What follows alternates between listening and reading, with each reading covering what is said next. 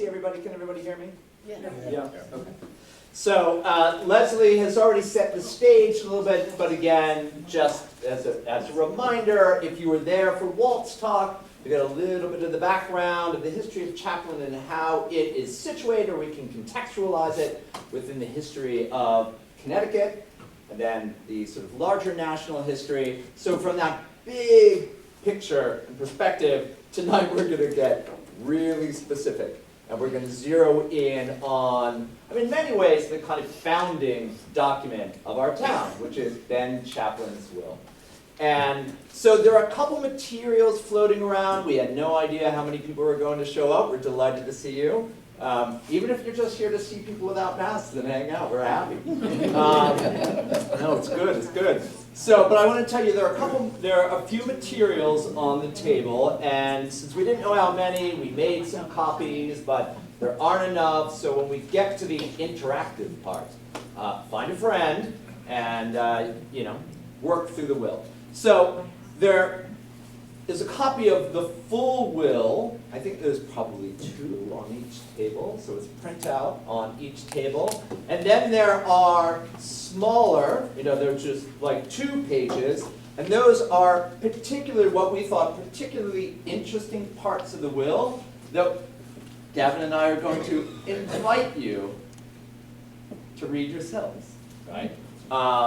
So there are those materials. On the wall, then, is one of the other really critical documents of our town, which is the petition to form the town.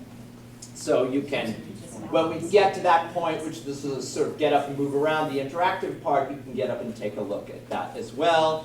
And we have also provided a brief little summary of the will itself. So there are 41 provisions, and it's just a quick little summary of each of those. All right. So, what are we going to do today? Yeah? Just double check. Can everybody hear Brendan okay in the back? Yes. Okay. Because we can put a mic on if you can't hear him. And if not, consider yourself fortunate. So, all right.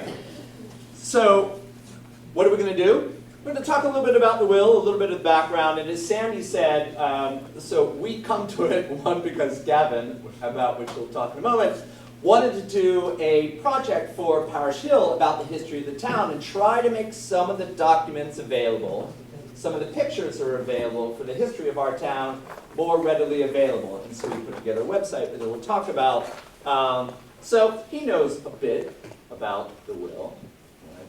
I was roped into it because, as Sandy said, I just work on documents. Like, I work on manuscript documents. She's like, you read that. All right, so I'll read it. So that means we can help you with one thing, but not so much the other thing. The first thing is, we're here to help read through the manuscript, answer questions about the manuscript, put it in context of writing of the time, right, and help out there. And then also having done the transcription for you, and we can ask some questions. So whether or not we can answer questions about Ben Chaplin, that remains to be seen, and that's part of the reason why we wanted everyone just to take a crack at it themselves, right? We're all in this together. And in doing so, we thought it would be more fun than simply just to lecture about this thing that we know a little bit about, but rather invite you into the work that we were doing and invite everyone to be an historian themselves, right? So how do you make sense? How do we make sense of our town's history? What are the documents that are available when they're before us? How do we make sense of them? How do we work through them? So it's going to be interactive. All right. So before we get there, the story of the will, Sandy, the story is that somebody bought it at auction and donated it to the town. Do you want to add anything to that? The story of how the will came into your hands? Bill? Sorry. Looking over my Not to shoulder. put you on the spot, but just so I don't get it wrong. Somebody bought a group of books at an auction. It was actually at Ernie Eldridge's, one of his auctions. It was a box full of manuscripts, books, odds and ends, and this person started digging through there and stumbled over the will in there. So it was by happen chance, and it was somebody that was living in Chaplin at the time, up on Chewink Road. So then she contacted the town, and we got it into the vault and started caring for it. Yeah, and we're trying to figure out actually how many other copies there are because Alex is checking if they have it at the church, if they have a copy. Yeah, if they have a copy And of it as well. Warren Church thought Just- that he might have a copy. It's just a copy of the copy. It's a copy of the copy, okay. Okay. Because I'm kind of curious now, is there a chance that there's other ones from other dates floating around and, you know, we haven't checked it against that? All All right, right, go ahead. thanks. So you'll see this was 1790, right? So very young in the age of the Republic. And so I'm going to turn it over to Gavin at this point, and he can tell you a little bit about the project that he worked on and show you the slides. Let's see.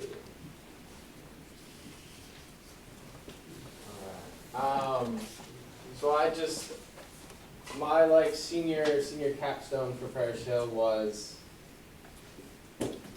like a little bit of updating, but more so making the documents and whatnot available and sort of kind of putting them all in one place, because like when I first, for example, went to go access the will, I had to go down to the town hall and talk to like Sherry Smith and go into like the vault and get like the actual physical copy of it. And so she took these really high quality scans of them, and if we open a new tab and we just go to the Chaplin Public Library, and we go right down here, there's this tab up here called History, and so we can click on that and then scroll down. So this right here is where you want to go. So to learn more about Chaplin's history and view Benjamin Chaplin's will and other historic photos, visit our history page. So this will take you right there. And so here are all those like scans of the original document that we were talking about. And these are the scans that are on the papers that are circulating around. There's a few on each table of the full set that you can share and circulate. And so there's 23 pages, and then down here, there's this transcription of the will, which you should be able to open up, I believe. I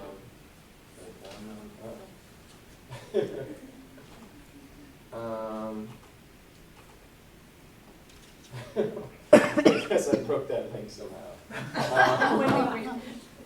But that'll be working soon enough. It exists. I What's your promise. major? No, not pertinent, not pertinent. I just pulled it open by hitting the download button. Just by hitting Hit the the black download button. download button, that's Yeah. what it If I click that, it's downloading, I guess. Okay, I've downloaded it 3 times now. But here it is in all of its hopefully more readable glory. And there's still a few tweaks, but we went through, there were previously a few like question marks. And so we went through and took our best approximations. But here's some page numbers. Here, like, he has little bullet points, like table of contents to structure his will. So those are in there as well. So that's how you access that. And then over here is a sort of summary. If you just want a quick rundown, again, press the download button. 3 times. 3 times. And then there's also, if anybody's interested, there's a link to the capstone paper that accompanied on this. So then, Tell them what the capstone paper was. well, the capstone paper was kind of this, and then it was also summarizing older documents. So like, some of the really helpful things was there was a big like documentation and whatnot and updating of history during the, it's not the bicentennial, but like the 150 year anniversary. 175. 175. So that was like the last sort of conglomeration, I guess, of documents. So that was a very big jumping off point. And this sort of synthesizes that, it puts it in context with this, it explains why I think that this is important to do and why upkeep is helpful, I guess, and important. And so that's sort of what that's about. And it contains a few interviews with like town residents, if anybody's interested. So then on the next page, there's historic photos of Chaplin. And so they have like, these aren't labels that I came up with, these are labels that I got this on like a thumb drive or like a flash drive. And And, Johan Philbrick up there, these are books that she made for the library, and Gavin put them all onto the website so people could see them. Yeah, I just made them a little bit more accessible. And Victor Boomer scanned them for you. And also, wait, so there's a new like influx of photos that haven't yet been put up, but this page will hopefully be expanded to include even more photos. But so here they are with their little labels, and if you click on them, it looks like this. You can see it big, you can zoom in, and then you can just go back to the web page if you want to look at other ones. And so then down here, we recently added, so there's previous and next page, which will just take you to the next one sequentially, so 1 to 2, 2 to 3, and then there's this whole 1 through 29. And this has just been updated so that if you go to 17, for example, you can still see this like skip around thing, so it's a lot more traversable. Yeah, a little bit more infrastructure. But hopefully that is also of interest to some people. Yeah, thank you. So it is all there, available for you. So now, the transcription, the full transcription is up there. But what we wanted to do from here on out is to talk a little bit about the transcription and the process, and then think about what some of the material in the will is. So, as Gavin said, right, we have the document in front of us, and we're just kind of going through, writing it down. Some bits are smudged, some bits are cut off, some bits are just kind of mysterious, and we're pretty clear on 99.99, but one of the other reasons why we want people to take a look at it is in case you see something that should be changed, right? So this is readily correctable. We can change it, so if you see anything changed, that would be good. And one of the other reasons why we want to update it too is that if anybody's familiar, is anybody familiar with text, like 19th, 18th century text at all? Just they use the F and the S together. Yeah, there's the F and the S, and we're going to come back to that. But one of the things that we did not, so there are basically two choices. I mean, I suppose there are more, but I think there are really just two when you're dealing with a question like this. Transcribing a document, do you do it absolutely sort of faithful to what's on the page, or do you regularize? Do you regularize the spelling? Do you regularize the content? And so we kept all the spelling as it was, but we were a little wishy-washy about the random capitalization. Right? So if anybody is familiar with documents of the 19th, or the early part of the 19th, the 18th, 17th century, much more capitalization than you see in current English, and it's mostly, but not always nouns. It doesn't have to be proper nouns, so table, chair, rock, whatever. It's going to get its own letter. So we kind of like rolled through, and we weren't being consistent about that, so we're going to come back to that. All right. So on your table, and actually, can you call up the summary? Yeah. So let's go through just a summary of the will, right? So there are 41 items, 41 provisions, and we sort of divided them up into 5 loose categories, right? So items 1 through 5 deal with the funeral, debts paid, his widow, Mary, her personal estate, lands for her.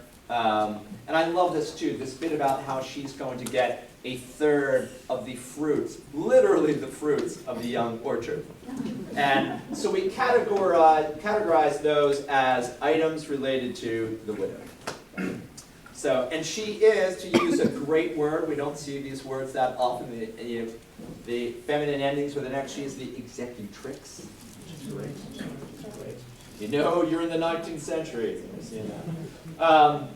Then the second bit, so 6 through 13, deal with his grandson. So he had a son who was predeceased, and so that son and that son's family comes up quite a number of times within the course of the will, but his main concern is about, after his wife, about the grandsons.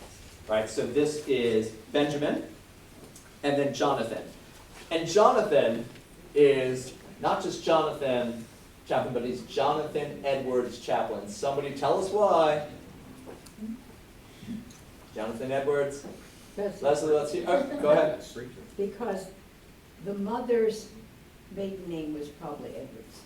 An excellent chance that it was indeed. And Leslie? Great Awakening. Great Awakening. Yeah, it's a Great Awakening. So yeah, family connection, right? And Jonathan Edwards, one of the great preachers of the Great Awakening. Sinners in the hands of an angry God. Yeah, sinners in the hands of an angry God, right? You know, are you reading that in English, Parashale? Very good. Good. All right. So, but it's really interesting because you get a sense for the education that he wants for the grandsons, and he's very specific about this. Send them out for a liberal education, right? So they're to learn their letters, learn their geography, all the sort of the classics of a liberal arts education. But then there's very specific discussion of the lands that are going to provide for them, right? So you see this throughout the will, which I think is great.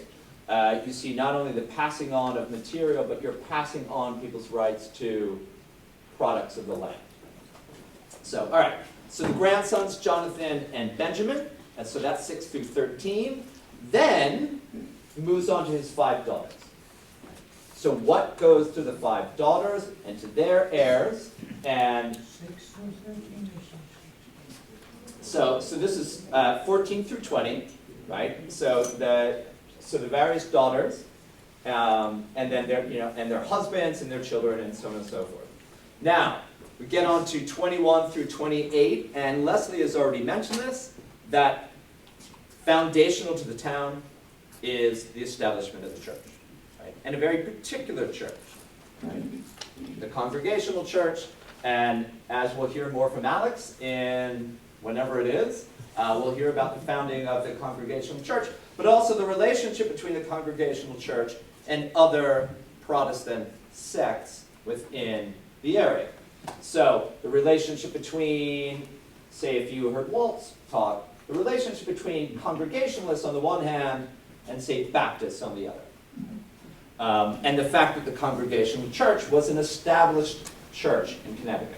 Right? So everyone pays taxes to the church, to the Congregational Church. So if you're a Baptist, how happy are you about that? That happy, exactly. So Benjamin Chaplin is very, very concerned, very interested in promoting what he thinks is the one true church, but also the correct church in terms of founding a new town. So that's 21 through 28, and then 29 through 41 is just kind of the grab bag, right? So there's a little bit more about the provisions of the will, about if there's a death of an executor or executrix and who it goes to, and so on and so forth. All right, so you have that. And then the other thing that we drew out was, and I don't know if this surprised you, it surprised me a little bit, the names of the people who are to be found. Right? So there's obviously Mary Chaplin, his wife, Daniel Lathrop, who is Dr. Lathrop, I believe, and other folks whose names show up because they have land, either abutting his or they sold him land and the like. So if you're a landowner, householder here in Chaplin, you might check and see if you have a connection to any of these people. But then the children, right? And you can see these fantastic kind of Great Awakening names, Mehetabels and Ebenezers and things of that sort. And then finally, the witnesses to the will. So that's at the end. So again, you have a copy of the will there, and you can take a look at the full thing. Any comments, questions? So no slaves. No slaves, or certainly none that he mentions. Why do you ask? Just the time frame and just trying to cause trouble. Trouble's good. Trouble's good. Yeah, no, because I'd heard that question before. There's thought that he did own slaves. Yeah. So, which I had heard, and so actually that was one of the things we were really interested to look for. So, great question. So Warren and Yeah, Was there any mention of his brother or his siblings? Did they get anything? No, it's all wife and children. Yeah. Yeah. Is that right? I believe so. Yeah. Another will. My wife has been in correspondence with one of the descendants of his brother, Okay. whose last name is Chaplin, and he lives in Colorado. Okay. Okay. And he's very interested in genealogy and has corresponded with 100 other Chaplin people, telling them about our celebration here. So we may get some of sort of Ben's relatives showing up. And angry, evidently. They're left out of the will. I want mine. You're gonna be over the snack table taking what's theirs. But yeah, it's children. It's, you know, and it's, I mean, unsurprisingly, it's patriarchal, right? I'm going to the grandsons. I'm skipping the generation before I come back to the daughters. Right? Yeah, who was the, do we know, who the scribe was for this particular copy that we're looking at? Yeah. And you said the others floating around, would that have been the same scribe, somebody from town clerk maybe? Yeah, presumably, but I don't know the name. Yeah. I feel like that's what the Yeah, there's a name at the end after the witnesses. So on the very last page, and there's also yeah. So T. Williams. So whoever T. Williams is. Well, he's a probate officer, so he wouldn't be the scribe. And yeah, you know, I don't think there's a name of the scribe on it. Right? You know, who took it down, which is often the case, right? Right, so how are these ideas that Chaplin transmitted to the scribe to paper? How that process worked in the early 19th century? You mean, so him dictating the Yeah, will yeah, and yeah. somebody taking it down? There's, Don't know. I don't know. I work on the 16th, 17th centuries. What do I know? Yeah, go ahead. Would you mind just repeating when they ask a question in front, because we can't? Yeah, no, it's a really good question, a two-part question. Who was the scribe? Answer, got me. What is the, what's the relationship between Ben Chaplin expressing his last will and testament and it getting on paper, right? You know, clearly, obviously done in the presence of clerk and legal counsel of some sort, but we don't have record of that, and I'm not sure what that. How old was he when he wrote his will? It's 1790 when he writes it. He died in 1795, correct? Yeah. So, How old was he when he died? yeah, If we could get the birth date, not the death date, that'd be all right. Yeah. He was old enough to have children who had children. But that could have been a young, Yeah, no, it could have been, could have absolutely. been 45. Yeah, Stan. I have a question about, I think you just mentioned the date of the will. The one I copied Yeah. is 25 March 1789. Mm. Benjamin Chaplin, what he left to the town, his wife's name was Sarah. And when he died, his wife was expecting. Mm. Different Yeah. Benjamin Chaplin, but it's recorded Son, I mean, it must be the son, right?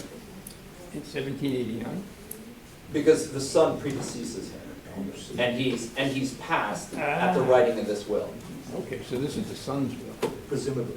Brendan, can you repeat so they can just? Yeah, so Stan up here has a record of what seems to be the son's will. So the son, also named Benjamin, who predeceased our Ben, and who was mentioned in the will as having predeceased. He owned 300 acres in Chaplin, 50 acres in Hampton. Doing all right. Heading over to, yeah, go ahead.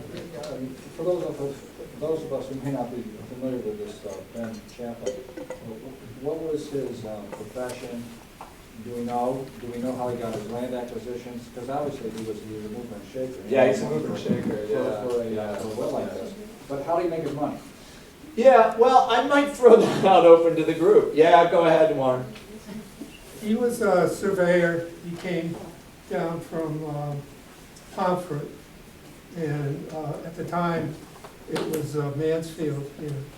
And like a lot of surveyors, like George Washington was, he would divide land. He would be hired to map out the land that somebody bought, and they might not be able to afford his fee, so he would get part of the property.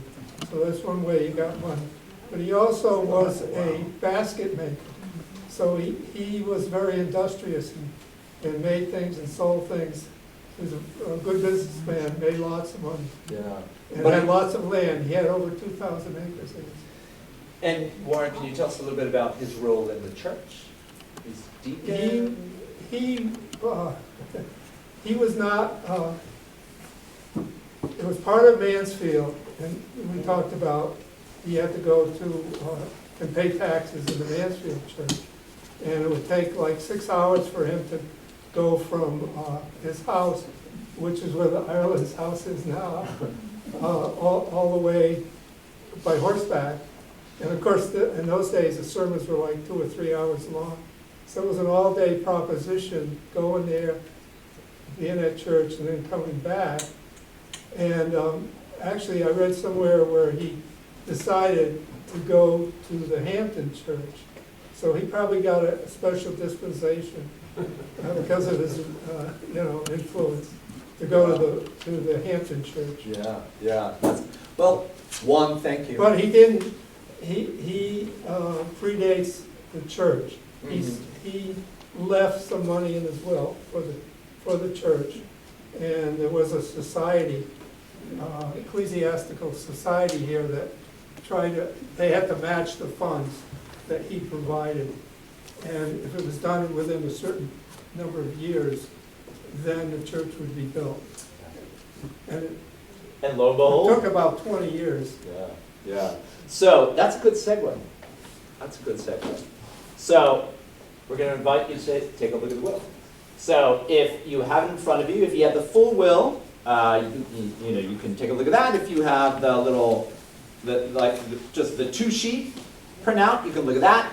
If you want to come up, you can look here. We have another laptop. I can call it up here. And let's take like 10 minutes or so to take a look at 2 parts of the will. Right? So, I was going to divvy you all up, but I'll let you decide. You can decide what it is you want to do. So, there are 2 provisions I thought it might be fun for us to take a look at. Number 4, and Warren's conversation there, I think, is a perfect segue into why we chose these particular items.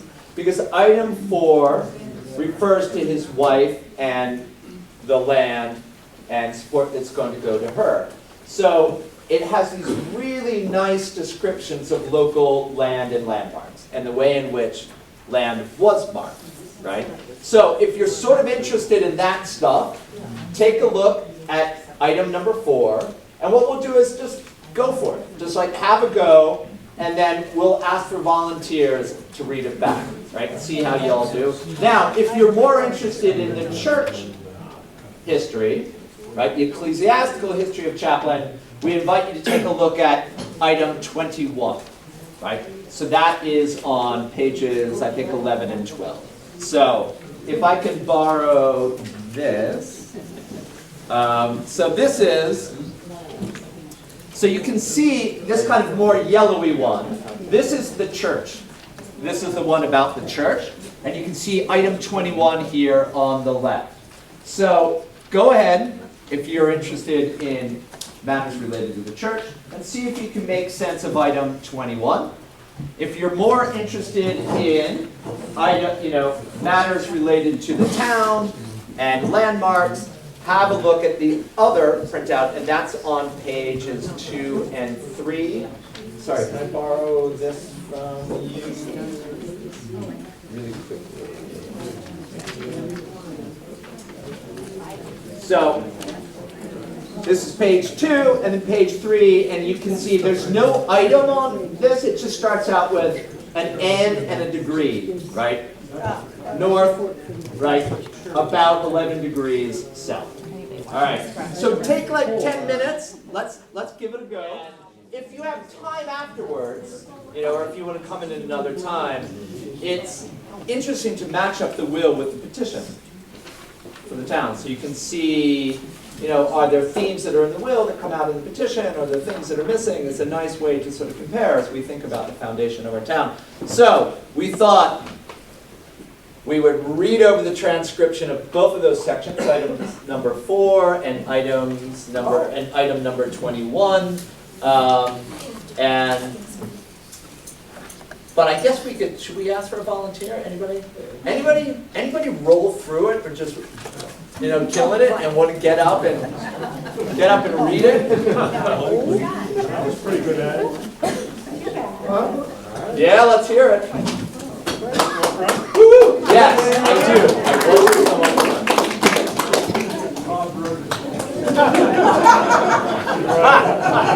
We knew you were old, Bob. All right, so you're doing 4? I'm doing page 2, the end of the 4 on the boundaries of the property. Perfect. All right, so if everybody can find it. Let's skip the words I can't read, but. It won't take long, Bob. North about 11 degrees east of 175 rods by a white oak tree marked, also tree marked to a heap of stones about 1 rod south of a small run of water. Wait, so which was the question? Also a chestnut tree. Okay. Thence east 24 degrees north, 65 rods. 66 rods. Yep. It's up here on the screen too, if anybody doesn't have it. To a heap of stones on the left side of a large rock, 4 East. rods and a half west of a brook.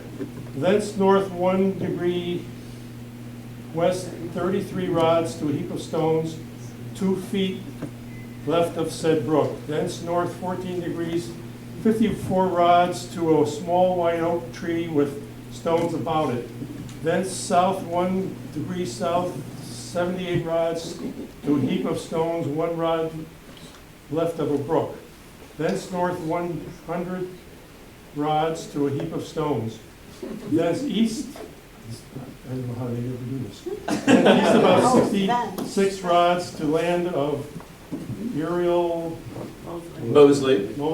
Yep. Then southerly by said Mosley's land and land of Solomon Robbins. Okay, Robbins. Or Robins or something. Okay. Robbins. And land of Nathan Mosley, Wells land, and land of said Robbins again, the Natchog River. Thence southerly by said river till it comes to a bridge over said river, standing on the road leading from Mansfield to Hampton, thence over said bridge to the easterly corner, thence easterly by said road, about 24 rods to land I gave to my late son Benjamin Chaplin, deceased.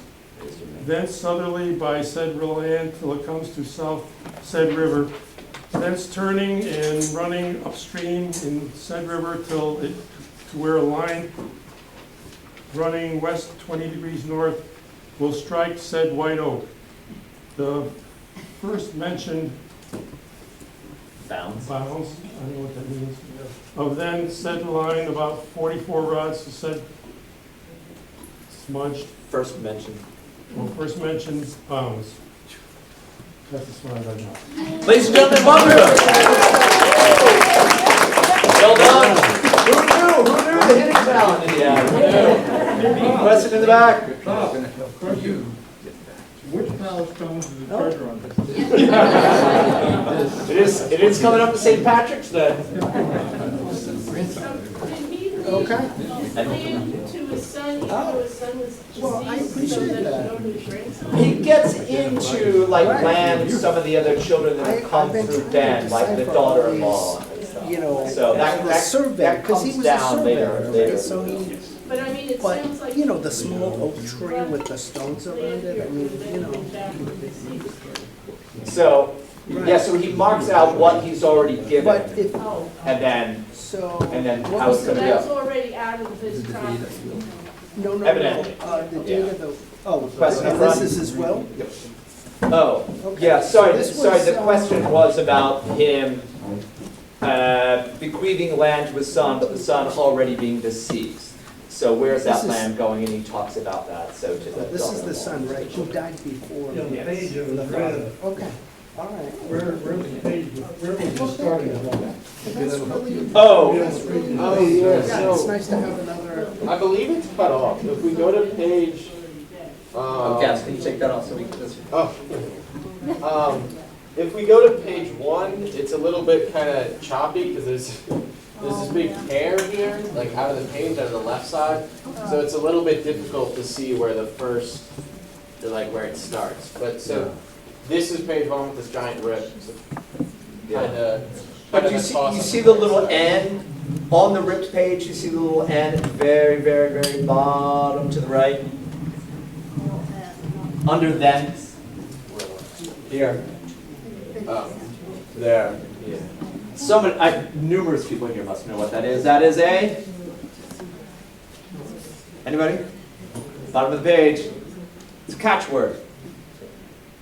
It's a catchword, right? So the little word at the bottom of the page, right, that's down below the last line. And so your eye catches that, and when you go to the next page, you know you're in the right order, right? So there it is. So you see the little N with the degree, and you know that you're heading up. But as Gavin says, item 4 must have started at some point on that first page. All right, fantastic. In the interest of time, do you want to read or do you want me to read? What do you want? Like finishing off item 4? No, let's do item. Oh yeah, we can. Yeah, you want to finish off item 4? Yeah, because it goes on to page 3. All right, but here. How far is a rod?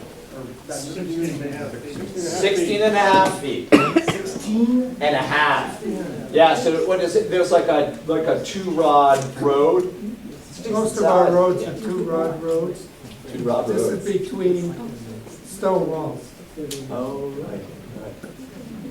Tower Hill Road is a 3-rod road. A 3-rod road. And just repeating, so that 16 and a half feet is the length of a rod. That was the question. Yeah. Yeah. All right. So Gavin's going to finish off reading item 4. So you can play along and watch. You know. So we ended at the first mentioned bounds, then on said line about 44 rods to said first mentioned bounds. And then on page 3, it continues on, and it abuts on my other lands in all places where it is not above expressed otherwise, and contains about 278 acres, be the same more or less. Always reserving the road as laid out through the premises leading from Mansfield to Hampton, also a road 2 rods and a quarter wide leading to Mosley's Mill. Also a road 2 roads and a quarter wide to Ashford, to be laid out near the house Daniel Preston lives in, and to fall into the road leading by Hotels to Ashford Meeting House. So that's the end of sort of the surveying, and then it's on to item 5. All right. So just with an eye on the time. But we thought it might be fun to see some of the names of the places and some of the people, but also to think about the ways in which people mark area and property division by things like the white oak, the pile of rocks. Possibly. All right. So if you read, and I'm just trying to find it, item 21. This was another one that we thought was really interesting, and I'll just read it out so that we're not taking all of your evening. Item 21, so take a look. Furthermore, my will is that if there should be a corporate society for the support of the public worship of God according to the faith and practices of the churches now known and distinguished by the denomination of Congregational Churches in New England, the place of public worship within 1.25 miles of my now dwelling house, which we know is important because Warren has told us that this guy doesn't want to go all the way to Mansfield or Hampton. But anyway, dwelling house in what is now Mansfield, a little foreshadowing, Before the first day of January 1812, there shall be given to such incorporation delivered by executor or executrix, the amount of 300 pounds, viz. 100 of state note, and we thought this was great too, 100 pounds of state note and 200 of other notes against responsible persons. None of those private notes shall be less than 5 pounds, provided that if the state should call in said securities, or it should otherwise be foremost convenient to omit putting in said security, there shall be 50 pounds good private security put in lieu of said 100 pound state notes, which the state shall be committed to such incorporation. So much principal to commence interest at the time there begins to be preaching as aforesaid at the expense of such incorporation. And my will is that such incorporation fund said estate so that it may be safe and permanent, and apply the annual interest of it toward the support of a learned minister professing and preaching the doctrines of the gospel, yes indeed that's capitalized, according as they are explained in the, and this is critical, the Westminster Confession of Faith. In such society within the distance from my house above expressed, provided also that such preaching shall be kept up steadily, that is to say, there should be at least 40 Sabbaths such preaching in a year in order to be deemed steady preaching. So that's major. Because again, this is somebody who's very keen on the congregational church as the established church, and the church that should continue to be, or to hold a special place within the state and within the community. Not so interested in our friends the Baptists or the Methodists. Catholics don't even show up. All right, so, and Alex will talk more about this, but anybody, the Westminster Confession of Faith? Anybody?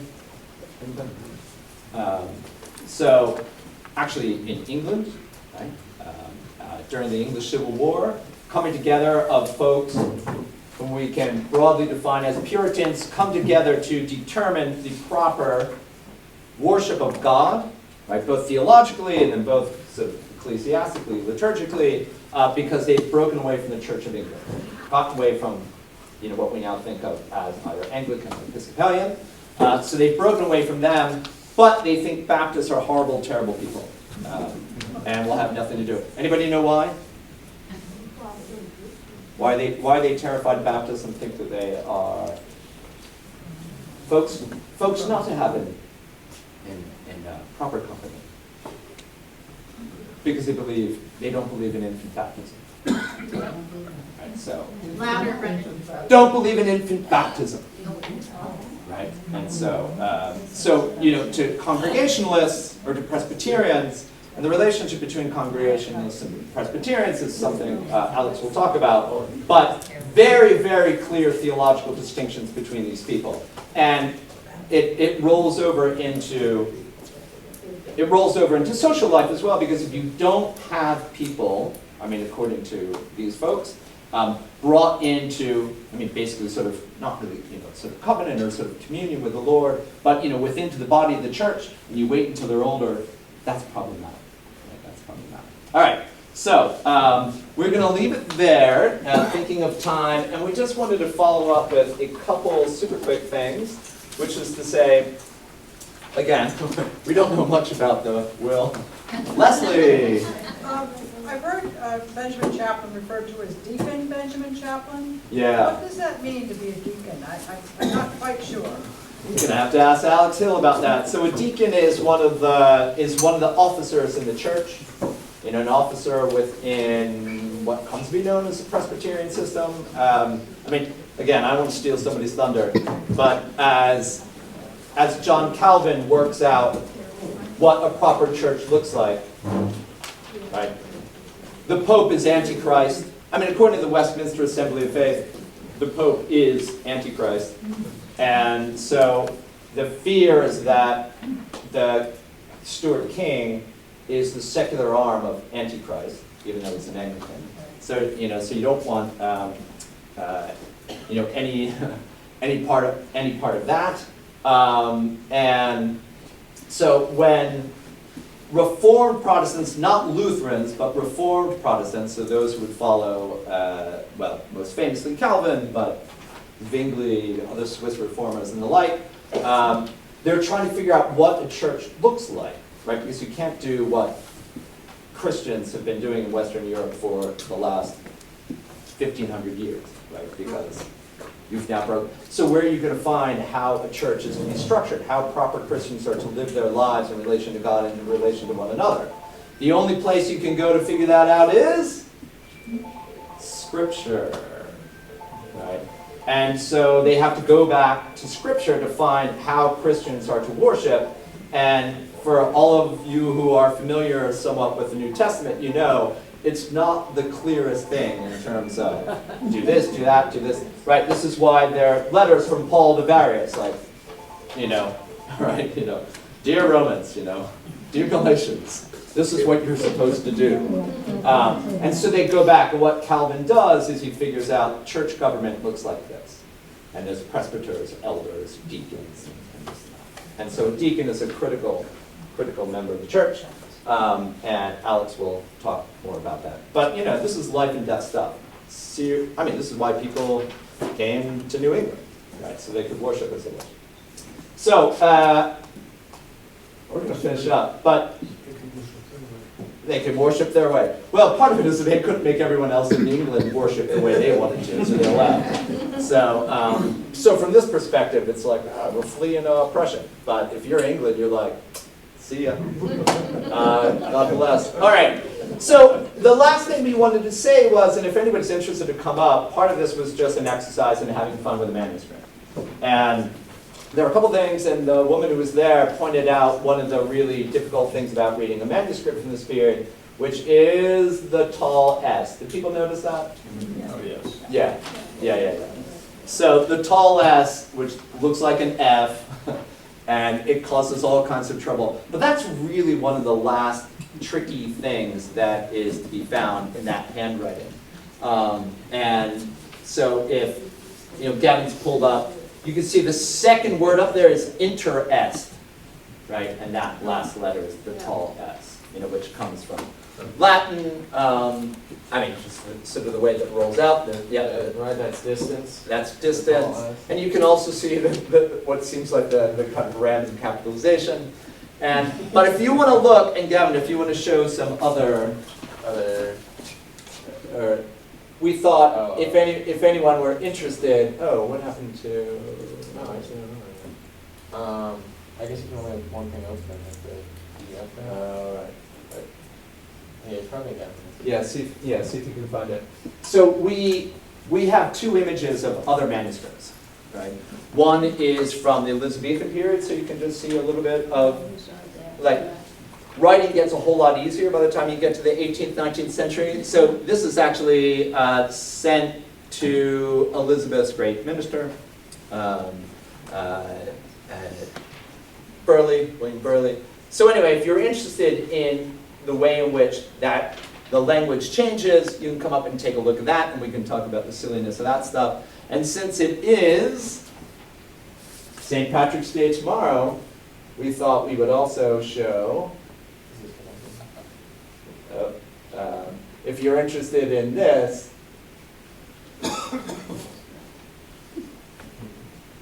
and this is, that's Irish writing from 1626. Wow. So if anybody wants to see older stuff and mess around with that, we'd be happy to chat about that, because you got all our information about Ben Chaplin's will. I think we're good. We good? All right, thanks.